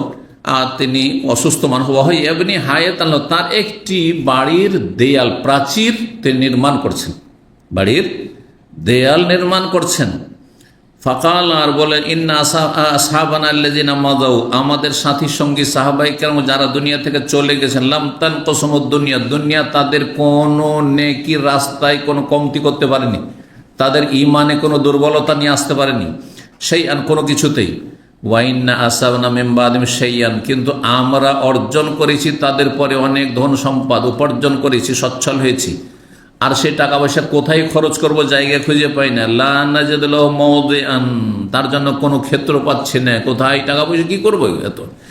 ইল্লা ফিত তুরাব, একমাত্র মাটিতে রাস্তা খুঁজে পেয়েছি, যে এখন মাটি দিয়ে, মাটিকে পুড়িয়ে বা পুড়ানো নয়, কাঁচা মাটি দিয়ে দেয়াল বাড়ি করা। দেয়াল বাড়ি হচ্ছে নবী সাল্লাল্লাহু আলাইহি সাল্লাম সাহাবায়ে কেরামদের প্রথম জামানায় যুগ যুগ ধরে কিসের বাড়ি ছিল? খেজুর পাতার, খড়ের বাড়ি, খেজুর পাতার বাড়ি ছিল। আমরা দেখেছি গ্রামে গঞ্জে অধিকাংশ কিন্তু খড়ের বাড়ি ছিল, আমাদের মনে পড়ছে। আজকে 40-50 বছর আগে সব খড়ের বাড়ি ছিল। তারপরে ধীরে ধীরে দেয়াল, মাটির দেয়াল হইতে লাগলো, আর ওপরে টালি হইতে লাগলো, আর একটু পয়সা হলে টিন হইতে লাগলো। বুঝতে পেরেছেন না? আর তারপরে তখন পাকা বাড়ি গোটা গ্রামে হয়তো একটাও খুঁজে পাওয়া যাবে, কোনো কোনো জায়গায় এক একটা করে আছে, আর না হলে নেই বললেই চলে এই সময়কালে। আর তারপরে প্রায় সব দেয়াল বাড়ি হয়ে গেল, মাটির দেয়াল, ওপরে টালি, ওপরে টিন হলো, টালি সরলো, টিন হয়ে গেল। আর তারপরে চোখের সামনে দেখলাম যে কি হয়ে গেল, ইট উঠিয়ে দিল কোনো রকম করে, পাকা ইট কোন রকম করে, হ্যাঁ ইট নিজেরা কেটে পুড়িয়ে, অথবা ইট কিনে ইটটা উঠিয়ে দিল দেয়াল, আর ওপরে টিন, হ্যাঁ ইটের বাড়ি, পাকা বাড়ি, আর ওপরে টিন। ওই যুগটাও গেল, এটা বেশি দিন না, 30 বছর আগে এরকমটা ছিল। আর তা ওটাও গেল দিয়ে আজকাল একটা গরিব থেকে গরিব, যাদেরকে একেবারে গরিব ছিল, তারাও হ্যাঁ কি করছে, ধীরে ধীরে হইল পাকা দেয়াল হয়ে গেল, আর তারপরে ছাদটাও আপনার পাকা পাকা বাড়ি হয়ে গেল। হচ্ছে না? জি হ্যাঁ, এই যে পরিবর্তন। তো টাকা পয়সা মানুষের বেশি হইলে টাকা খরচ করার জায়গা পায় না, তখন কিসে খরচ করে? ইল্লা ফিত্তরা, মাটিতে খরচ করে, মাটিতেই। অর্থাৎ মাটির বাড়ি নির্মাণ করা। অধিকাংশ পয়সাওয়ালা যারা ধরেন প্রবাসে আছেন আর অনেক টাকা পয়সার মালিক, তারা এই টাকাগুলো খরচ করছে কোথায়? অধিকাংশ লোক হ্যাঁ বিশাল তার ভিল্লা তৈরি করছে, অথবা তাতে কোটি কোটি টাকা খরচ করলো, আর না হলে বিশাল টাওয়ার তৈরি করছে, 10 তলা 20 তলার টাওয়ার তৈরি করছে, আর তারপরে সব ভাড়া দিয়ে দিলাম, হ্যাঁ এই করলাম সেই করলাম। করছে না? তাহলে আপনি যত টাকা ইনকাম করছেন একজন সচ্ছল মানুষ, অধিকাংশ টাকাগুলি কিসে খরচ হচ্ছে? মাটিতে। সেটা কাঁচা মাটির বাড়ি একসময় ছিল, আর তারপরে আজকাল পাকা মাটির, অর্থাৎ ইটের বাড়ি, পাকা বাড়ি নির্মাণে, ঘর নির্মাণে খরচ হচ্ছে। এই কথা বলছে রাসূলুল্লাহ, রাসূলুল্লাহ সাহাবী খাব্বাব রাদিয়াল্লাহু তাআলা আনহু। তো মানুষ মাটিতে খরচ করে, মানে বিল্ডিং নির্মাণে, ঘর নির্মাণে, একবার রাজকীয় বাড়িঘর তৈরি করছে, এতে খরচ করছে। অথবা এটা পছন্দ নেই, সালাফদের যুগে এটাকে আপত্তি করে। এর আগে বলেছি, একটি অধ্যায় এসেছিল সেখানে, যে অনেকেই নিষেধ করতেন যে পাকা বাড়ি করা যাবে না। পাকা বাড়ি মানে তো দুনিয়ামুখী হয়ে যাবে, অনেক দিন থাকবে। খড়ের বাড়ি থাকবে, হ্যাঁ প্রতি বছরে সেটা কি হচ্ছে, খারাপ হয়ে যাচ্ছে। আর তার এই খড়ের বাড়ি থেকে আপনার মাটির নিচে যেতে কষ্ট লাগবে না, কিন্তু এত সুন্দর পাকা বাড়ি ছেড়ে যখন মরবেন, হাহাকার অবস্থা। মরতে চাইবেন? কখনো মরতে চাইবেন না। ওরে এত টাকা দিয়ে বাড়ি করলাম, আর বাঁচবো না, মরে যাব, হাহাকার অবস্থা। দুনিয়ার লোভ একবারে কামড়িয়ে ধরেছে। আর কেউ দ্বিতীয় ব্যাখ্যা করেছেন এই হাদিসটির, যে আমরা এত টাকা পয়সা এখন উপার্জন করা শুরু করেছি, বা টাকার পয়সার দিকে ঝুঁকে গেছি, যে এর জন্য কোনো জায়গা পাচ্ছি না মাটি ছাড়া, মানে মাটির তলায় যাওয়া ছাড়া, মরণ ছাড়া। না মরলে লোভ সামলাচ্ছে না, লোভ থামছে না, লোভ বেড়েই চলেছে, লালসা বেড়েই চলেছে ধন সম্পদের। কিন্তু মরে গেলে সব শেষ। জি, এটিও ব্যাখ্যা করা হয়েছে। 6432 নম্বর হাদিস বর্ণনা করেছেন খাব্বাব রাদিয়াল্লাহু তাআলা। তিনি বলছেন, হাজার নামা নবী সাল্লাল্লাহু, আমরা নবী সাল্লাল্লাহু সাথে হিজরত করেছিলাম, আর তারপর ওই আগে হাদিস বর্ণনা করেছেন। তখন আমাদের কাছে কিছুই ছিল না, আর দুনিয়ার কোনো লোভ লালসা ছিল না। কিছু আসলো খেলাম, না হলে অনাহারি থেকে গেলাম, একটা দুটা খেজুর খেলাম, পানি খেলাম, ব্যাস যথেষ্ট। জি। 8 নম্বর অধ্যায় বাবু কওলিল্লাহি তাআলা, এই অধ্যায় হচ্ছে মহান আল্লাহর বাণীর তাফসীর সম্পর্কে। ইয়া আইয়ুহান নাস, হে মানব সকল। আল্লাহ বলছেন সূরা ফাতির আয়াত নম্বর 5-6, ইন্না ওয়াদাল্লাহি হক, আল্লাহর প্রতিশ্রুতি, ওয়াদা হচ্ছে সত্য। আল্লাহ যা ওয়াদা করেছেন তা অবশ্যই ঘটবে, সত্য। সেটা আপনার আমার ক্ষেত্রে হোক, আর সারা পৃথিবীর ক্ষেত্রে হোক, হ্যাঁ কোনো ক্ষেত্রে হোক না কেন। আল্লাহ রাব্বুল আলামিন ভালো মানুষকে জান্নাত দেবেন, পাপীদেরকে জাহান্নাম দেবেন, এটাও আল্লাহর ওয়াদা। আল্লাহর ওয়াদা হচ্ছে যে আল্লাহর উপর যার আস্থা ভরসা করে, আল্লাহ তার জন্য যথেষ্ট। এগুলো আল্লাহর ওয়াদা না? হ্যাঁ, আল্লাহ যা কিছু বলেছেন সেগুলি আল্লাহর ওয়াদা। এলা কওলি ফালা তাগুররান্নাকুমুল হায়াতুদ দুনিয়া। তারপরে আয়াতটা কমপ্লিট করি, পুরো আয়াতটা না আসলে অর্থটা স্পষ্ট হবে না। হে মানব সকল, আল্লাহর ওয়াদা হচ্ছে চিরসত্য। আল্লাহর একটি ওয়াদা হচ্ছে ওমা মিন দাব্বাতিন ফিল আরদি ইল্লা আলাল্লাহি রিজকুহা, পৃথিবীতে যত প্রাণী রয়েছে তাদের রিজিকের দায়িত্ব কার উপর? আল্লাহ। রিজকুহা, রিজিকের দায়িত্ব হচ্ছে আল্লাহর উপর। আপনি আমি অনাহারে মরবো না। যাকে আল্লাহ সৃষ্টি করেছেন তাকে রিজিক পৌঁছাবেন আল্লাহ রাব্বুল আলামিন। সেটাতে কম আর বেশি হইতে পারে, কম বেশি হতে পারে, তার সাথে আপনাকে তাল মিলিয়ে চলতে হবে, অবস্থা বুঝে ব্যবস্থা নিতে হবে আপনাকে। কিন্তু আল্লাহ না খেয়ে মেরে দিবেন এমনটা হবে না, অথচ আপনি আল্লাহকে ধরে আছেন। তো এটি হচ্ছে আল্লাহর ওয়াদা। ফালা তাগুররান্নাকুমুল হায়াতুদ দুনিয়া, সুতরাং পার্থিব জগৎ তোমাদেরকে যেন প্রতারিত না করে, ধোকায় না পড়ে। কি করে খাবো, অনেক টাকা সঞ্চয় করি, না হলে ভবিষ্যৎ কি হবে, আমার ছেলে মেয়েকে খাওয়াবে, তাদের ভবিষ্যৎ কি হবে, তাদের অনেক ভবিষ্যৎ আছে, ফিউচার আছে, না নিয়ে সব চিন্তা করেন। যে আল্লাহ আপনাকে খেতে দিয়েছেন, আপনার বাবাকে দিয়েছেন, সে আল্লাহ আপনার ছেলে মেয়েকেও দিতে সক্ষম। ফালা তাগুররান্নাকুম হায়াতুদ ওয়ালা ইয়াগুররান্নাকুম বিল্লাহিল গারুর, আর তোমাদেরকে প্রতারিত না করে মহাপ্রতারক। এই গারুর মানে হচ্ছে মহাপ্রতারক। সে কে? ইবলিস শয়তান। ইবলিস শয়তান হচ্ছে মহাপ্রতারক এবং তার চেলারা। এলা আসহাবিস সাইর, হ্যাঁ, জাহান্নামের অধিবাসীদের কথা বলা হয়েছে এই পর্যন্ত 6 নম্বর আয়াত। তারপরে আয়াতে কি রয়েছে সেটাও পূর্ণ করি তাহলে। মিন আসহাবিস সাইর পর্যন্ত চলো। ইন্নাশ শাইতানা লাকুম আদুউন, নিশ্চয় শয়তান তোমাদের চিরশত্রু। ফাত্তাখিযুহু আদুওয়ান, সুতরাং শত্রুকে শত্রুই জানিও, শত্রু মেনে নিও। দুশ্মনকে যে দোস্ত বানিয়ে নেবে সে ক্ষতিগ্রস্ত হবে, কিন্তু দুশ্মনকে যখন দুশ্মন জানবেন তার থেকে সবসময় কেয়ারফুলি থাকবেন, আপনি সতর্ক সাবধান থাকবেন আপনি। জি, ফাত্তাখিযু আদু ইন্নামা ইয়াদউ হিজবাহু লিয়াকুনু মিন আসহাবিস সাইর, নিশ্চয়ই শয়তান তার দলবলকে ডাকে। কোন দিকে ডাকে? শয়তান কোন দিকে ডাকে? লিয়াকুনু মিন আসহাবিস সাইর, যাতে করে শয়তান তার সাথে জাহান্নামের সাথে নিয়ে যেতে পারে, জাহান্নামের দিকে আহ্বান করে। এই মিন আসহাবিস সাইর পর্যন্ত। সাইর জামহু সৌর, সাইর মানে জ্বলন্ত আগুন।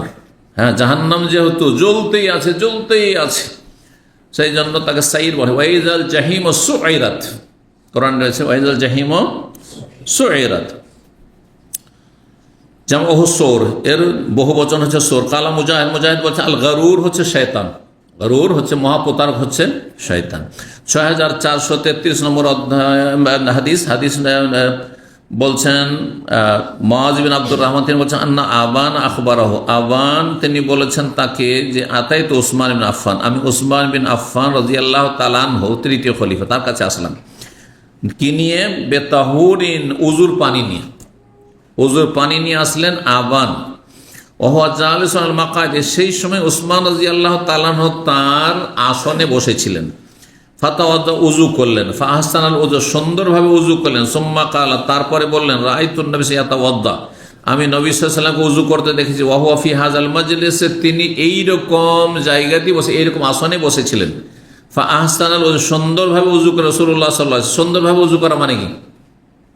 হ্যাঁ, কাউকে যদি জিজ্ঞাসা করে সুন্দরভাবে উজু করা মানে কি, কে বলবে? পূর্ণাঙ্গ। কেমন পূর্ণাঙ্গ? হ্যাঁ, 3 বার করে। হ্যাঁ, 3 বার করে প্রত্যেক অঙ্গ ধোয়া। এটা কি ওয়াজিব?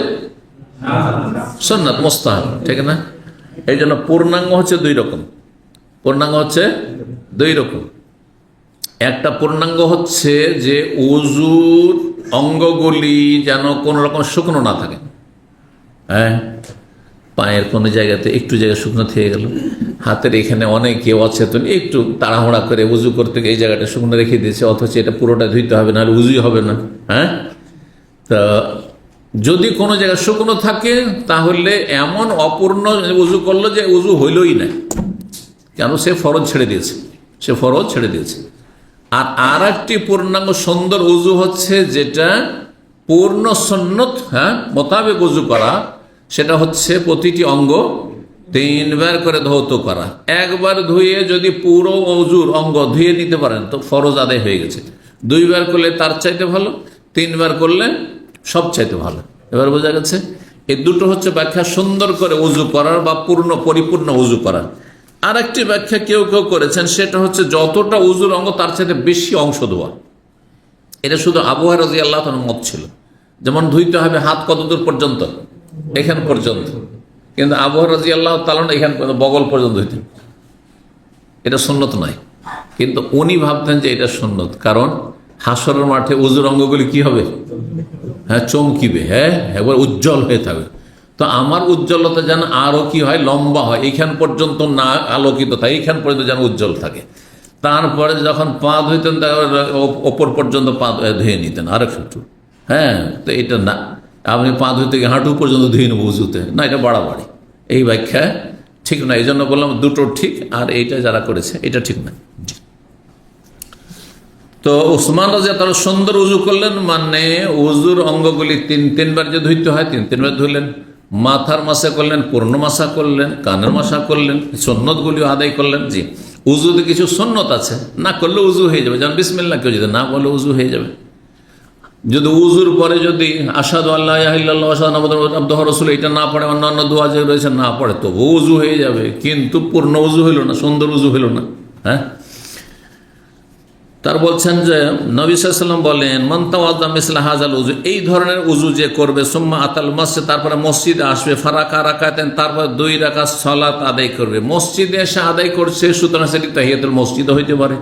আবার উযু করার পরেই যেহেতু 2 রাকাত পড়ছে, সেজন্য সেটা তাহিয়াতুল উযুও বলতে পারেন। আর একসাথে দুটোরও নিয়ত করা যেতে পারে।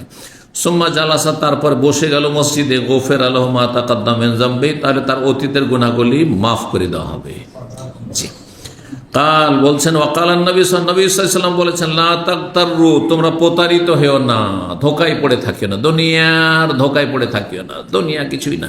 কিন্তু তুমি এই যে উযুটা করলে সুন্দর করে, হ্যাঁ, আর মসজিদে গেলে 2 রাকাত নামাজ পড়লে, এতে তোমার অতীতের গুনাহগুলি মাফ হয়ে গেল। তুমি টাকা পয়সা অনেক ইনকাম করলে, কিন্তু টাকা পয়সার হক আদায় করলে না, তাহলে তোমাকে জাহান্নামে যেতে হবে। জি, আর একটি ছোট্ট অধ্যায়, একটি হাদিস রয়েছে, আমরা আলোচনা করি। বলছেন এই 9 নম্বর অধ্যায়, বাবু জাহাবিস সালিহ, এই অধ্যায় হচ্ছে ভালো মানুষ, নেক লোকদের দুনিয়া থেকে বিদায় নেওয়া সম্পর্কে। ধীরে ধীরে ধীরে ভালো মানুষরা, নেক মানুষরা, আলেম ওলামা এবং পরহেজগার লোকেরা সমাজের দুনিয়া থেকে বিদায় নেবে, মানে মারা যাবে, আর তাদের শূন্য স্থান পূরণ হবে না, মানে আর ভালো মানুষ সেখানে পাওয়া যাবে না, ওই ধরনের বড় আলেম পাওয়া যাবে না, এমনটা হবে। জি, ভালো মানুষ কারা? ভালো মানুষ 2 রকম। এক হচ্ছে আলেম আমলকারী, এটা সবচেয়ে ভালো মানুষ।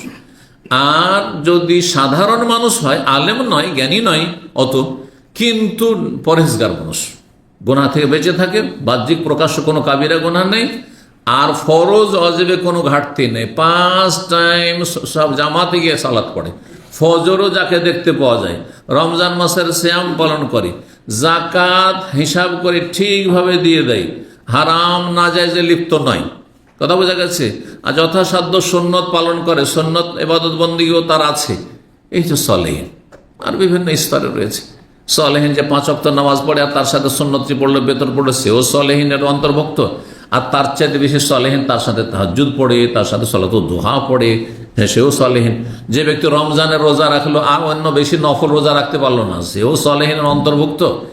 আর যেই ব্যক্তি তার সাথে নফল রোজাও রাখছে, হ্যাঁ, সোমবার বৃহস্পতিও রোজা রাখছে, বা মাসে 3টি করে রোজা রাখছে, শাওয়াল মাসে 6টি রোজা রাখছে, আরাফা রোজা রাখছে, মুহররমে রোজা রাখছে, হ্যাঁ, তারা আরো বেশি সালেহীন। কিন্তু সাধারণ মানুষ, হয়তো আলেম নয়। এবার বোঝা গেছে? তো নেক মানুষরা সমাজ থেকে ধীরে ধীরে উঠে যাবে, বাস্তব সত্য। আজকের থেকে 20 বছর 30 বছর আগে যত বড় বড় আলেমরা, আমাদের ওস্তাদেরা ছিলেন, আজকাল আর নেই। যে কোনো জায়গায় দেখেন আপনি, আরব দেশে দেখেন, অন্য দেশে দেখেন, যে যত বড় বড় আলেমগুলো ছিলেন এক সময়, ওই রকম নেই। তবে এখানে বেদাতিদের কথা কখনো নিয়ে আসবেন না, কারণ বেদাতি আলেম না, কারণ আজকে 50-100 বছর আগে বেদাতি আলেমরা পথভ্রষ্ট করেছে। তারা মাজার পূজার দিকে জাহেল মূর্খ মানুষদেরকে নিয়ে গেছে, তারাই পীর মুরিদির দিকে নিয়ে গেছে, বোঝা গেছে না, তারাই মিলাদের দিকে, কিয়ামের দিকে নিয়ে গেছে, তারা বিভিন্ন নিয়ত পড়াকে ইসলাম বলেছে, তারা সম্মিলিত মোনাজাতের বেদাতকে তারা চালু রেখেছে। সুতরাং তাদেরকে সালেহীন কখনো বলবে না। সালেহীন ওরা যারা তাওহীদ সুন্নাত ঠিক রেখেছে, শিরক বেদাত মুক্ত, তার সাথে ফরজ ওয়াজিব আদায় করেছে, হারাম জায়েজ থেকে বেঁচে থেকেছে, সুন্নাত যথাসাধ্য পালন করেছে, এরা হচ্ছে সালেহীন। এরা যদি আলেম হয় তার সাথে, তাহলে আরো বেশি সালেহীন। আর যদি আলেম জ্ঞানী, দিনের জ্ঞানী না হয়, কিন্তু জনসাধারণ মানুষ, পরেজগার মানুষ, গুনাহ থেকে বেঁচে থাকে, তাহলে তারাও সালেহীন। ধীরে ধীরে এরা উঠে যাবে। ইউকালু, আরবি ভাষায় যেমন জাহাব, এই যে বাবু জাহাবিস সালেহ, জাহাব মানে চলে যাওয়া, চলে যাওয়া। আর এই জাহাব মানে বৃষ্টিও হয়, কিন্তু সঠিক হচ্ছে জালে ফাতাহ দিয়ে, জাবার দিয়ে যদি জাহাব পড়েন, তার মানে চলে যাওয়া। জাহাবাইয়া জাহাব মানে জাহাব আল্লাহ বিন নূরিহিম। আর জেহাব যদি পড়েন জালে কাসরা দিয়ে, তার মানে বৃষ্টি হয়। তাহলে আরবিতে মাতার মানে বৃষ্টি, গায়েস মানে বৃষ্টি, আর জেহাম মানেও আল মতার, বৃষ্টি হয়। ইমাম বুখারী রাহমাহুল্লাহ বলছেন। 6434 নম্বর হাদিস বর্ণনা করেছেন মিরদাস আল আসলামী রাদিয়াল্লাহু সাহাবী। তিনি বলেন, নবী সাল্লাল্লাহু আলাইহি ওয়াসাল্লাম বলেছেন, ইয়াযহাবু সালিহুনাল আউয়াল বা আউয়াল, পূর্ববর্তী নেক লোকেরা চলে যাবেন। পূর্ববর্তী মানে এর আগে যেসব নেক লোকেরা ছিলেন বা এখন যারা আছেন তারা দুনিয়া থেকে চলে যাবেন। ইয়াযহাবু সালিহুনাল আউয়াল, পূর্ববর্তী নেক লোকেরা দুনিয়া থেকে চলে যাবেন। ফাল আউয়াল, তারপরে সারির লোকেরা চলে যাবেন ধীরে ধীরে। যেমন আমাদের দাদা আমলে নেক লোকেরা ছিলেন, তারা চলে গেছেন। তারপর আমাদের বাবাদের আমলে যারা নেক লোক ছিলেন তারা চলে গেছেন। এখন আমাদের জামানা চলছে, বুঝতে পারছেন না? জি। ওয়ায়াবকা হুফালাতুন কা হুফালাতিশ শাইরি আবিত তামরি, আর তারপরে নিকৃষ্ট লোকেরা থেকে যাবে। কাহফালাতে শাইর, যেমন জবের অব্যবহারযোগ্য, অব্যবহার্য বলা যেতে পারে, বা অব্যবহারযোগ্য, যা ব্যবহারযোগ্য নয়, এমন কিছু যেগুলো জবে থাকে অথবা খেজুরে থাকে। খেজুরে যেটা ব্যবহারযোগ্য নয় সেটা হচ্ছে বিচি। বিচি সাধারণত এখন কেউ ব্যবহার করছেন না, যদিও তাতে কিছু কাজ আছে। খেজুরে কিন্তু লস নেই, সব কিছু কিন্তু ব্যবহার করা যায় ব্যবহার করলে, কিন্তু তারপরে তো বিচিটা ফেলে দিচ্ছেন। তারপর তাতে যেসব আবরণ রয়েছে সে ফেলে দিচ্ছেন। আপনার খেজুরের আপনার যে বোটা আছে সেখানে যেগুলো আছে সেগুলো ফেলে দিচ্ছেন। অতিরিক্ত যেগুলো ব্যবহারযোগ্য না সেটা ফেলে দিচ্ছেন। সেটাকে বলা হয় হোফালা বা হোসালা বলা হয়। এরকম জব দেখেছেন? জব বুঝেন না? যারা বুঝেন না ওরা হাত উঠান। অনেকগুলি, এখন লজ্জায় কেউ উঠেবেন না। বড় দুঃখের বিষয়, আজকালকার মানুষ অনেকে জব বুঝে না। গম বুঝেন? দেখেছেন গম, না শুধু আটাই খেয়েছেন? কারণ আজকাল জমি জায়গার কৃষি কাজ না হওয়ার কারণে এক শ্রেণীর লোকের এমন হয়ে গেছে অপদার্থ যে কোনো বুঝেই না। হয়তো গমের আটা খায়, বুটের আটা খায় হয়তো, বা বুটের ডাল খায়, কিন্তু বুট দেখেনি। আছে না নেই? এরকম আছে যারা শহরে বসবাস করে। কিন্তু আমরা সবই দেখেছি এগুলো। মাসকলাই দেখেছি, মুগ কলাইও দেখেছি, মুসুরও দেখেছি, খেসারিও দেখেছি, বুটও দেখেছি, মেশও দেখেছি, আরো কত কি, জি, কত রকমের ডাল আছে। তো কথা হচ্ছে, জব দেখেছেন? জবে অব্যবহারযোগ্য অনেকটা থাকে। ধানে যেমন খোসা আছে অব্যবহারযোগ্য, আপনি চাউলের ওপরে ওই যে খোসা আছে সেগুলি ছুটিয়ে ফেলে তারপর তাতে যে লাল, তাতে ময়লা আছে সেটাকে পরিষ্কার করে তারপরে তখন এত সুন্দর চাউল আপনার সামনে এসছে, বুঝতে পারছেন না? তার চাইতে বেশি অব্যবহারযোগ্য বস্তু আছে কিসে? জবের গায়ে লেগে আছে। জবকে আপনি এমনিতে খেতে পারবেন না সেটা পরিষ্কার পরিচ্ছন্ন না করলে। জব যদি ওই সমস্ত সহ যদি পিষে না হয় তো খেতেই পারবেন না, সেটা আপনার গলায় গিয়ে লেগে যাবে, এত কষ্টদায়ক হবে। গম তো এমনি পিষে নিলে হয়তো খাওয়া যায়, কিন্তু ধান খাওয়া যাবে? ধান যদি আপনাকে পিষে দিয়ে দেয়, যে কি চাউলের আটা ভাই, আর সেটা ধান সহ পিষা হয়েছে, পারবেন খেতে? পারবেন না। তো হোফালাতুন কা হোফালাতি শাইর, জবের অব্যবহারযোগ্য অংশটুকুর মতো, আবিত্তামর অথবা খেজুরের অব্যবহারযোগ্য অংশের মতো এইরকম অপদার্থ লোকেরা থেকে যাবে। এক কথায় সমাজের নিকৃষ্ট লোকেরা, অপদার্থ লোকেরা থেকে যাবে, ফালতু লোকগুলো থেকে যাবে, যাদের দ্বারা ইসলামের কোনো কাজ হবে না, জাতিরও কোনো কাজ হবে না, দেশেরও কোনো গঠনমূলক কাজ হবে না। পাপ আর পাপ শুধু হচ্ছে। তাদের আল্লাহ কোনো পরোয়াই করবেন না, মানে তাদেরকে সহ ধ্বংস করে দেবেন আল্লাহ রাব্বুল আলামিন। এই অপদার্থ লোকগুলো যখন, পাপীগুলো শুধু সমাজে থেকে যাবে, নেক লোক উঠে যাবে দুনিয়া থেকে, তখন আল্লাহ এদেরকে ধ্বংস করবেন। তখন কিয়ামত কায়েম হবে। এই জন্য কিয়ামতের মুহূর্তে একজন মুমিন থাকবে না। যেই সময় পশ্চিম দিক থেকে সূর্য উঠবে সেই সময় বিশ্বে একজনও ইমানদার থাকবে, একজন নামাজি থাকবে না। আল্লাহ আল্লাহ মানে আল্লাহ বলার লোক, এই নয় যে আল্লাহ আল্লাহর জিকির। আবার বেদাতি সুফিরে কি বলে, দেখো হাদিসে আল্লাহ আল্লাহ বলতে থাকলে কিয়ামত হবে না। তাহলে কিয়ামতকে ঠেলার জন্য, যখন ধাক্কা দেওয়ার জন্য আল্লাহ আল্লাহ জিকিরের জিকির জপতে হবে নাকি? না না না, মানে আল্লাহর নাম লেনেওয়ালা ব্যক্তি যতদিন থাকবে ততদিন কিয়ামত হবে না। আল্লাহর নাম কারা নেই? নামাজি নেই, বেনামাজি আল্লাহর নাম নেবে? হ্যাঁ, জি হ্যাঁ। বেরোজাদার আল্লাহর নাম নেবে? জি। যার আল্লাহর ভয় নেই, আল্লাহর বিশ্বাস নেই, সব নাস্তিক। হ্যাঁ, সব হচ্ছে বেদিন, সব হচ্ছে সেকুলার। তাদের কাছে হিন্দুদের ধর্ম আর খ্রিস্টান ধর্ম আর ইহুদি ধর্ম আর মুসলিম সব সমান। এইরকম লোক সবগুলি ওরকম হয়ে যাবে। এখন তো অনেক আছে, কিন্তু তখন সবগুলি ওইরকম হয়ে যাবে। তখন কিয়ামত কায়েম হবে, তখন কিয়ামত হবে। তখন আল্লাহ এদের কোনো পরোয়া করবেন না, কারণ এসব অবাঞ্ছিত লোক, ফালতু লোক দুনিয়াতে থেকে গেছে। কাল আবু আব্দুল ইমাম বুখারী হোফালাতুন ও হোসালাতুন, দুটোর মানে হচ্ছে অপদার্থ, হ্যাঁ, কোনো কাজের নাই। জি, এখানে আজকের আলোচনা শেষ করি। ও জাযাকুমুল্লাহ খাইর। আল্লাহ রাব্বুল আলামিন যেন আমাদের নেক আমলে তৌফিক দান করেন, দুনিয়ার সমস্ত রকম ফিতনা থেকে আল্লাহ বাঁচিয়ে রাখেন, পয়সার ফিতনা থেকে আর ধন সম্পদের ফিতনা থেকে আর যে কোনো রকম ফিতনা থেকে আল্লাহ রাব্বুল আলামিন যেন আমাদেরকে বেঁচে থাকার তৌফিক দান করেন। সুবহান রাব্বিকা রাব্বিল ইজ্জাতি আম্মা ইয়াসিফুন ওয়া সালামুন আলাল মুরসালিন ওয়াল হামদুলিল্লাহি রাব্বিল আলামিন।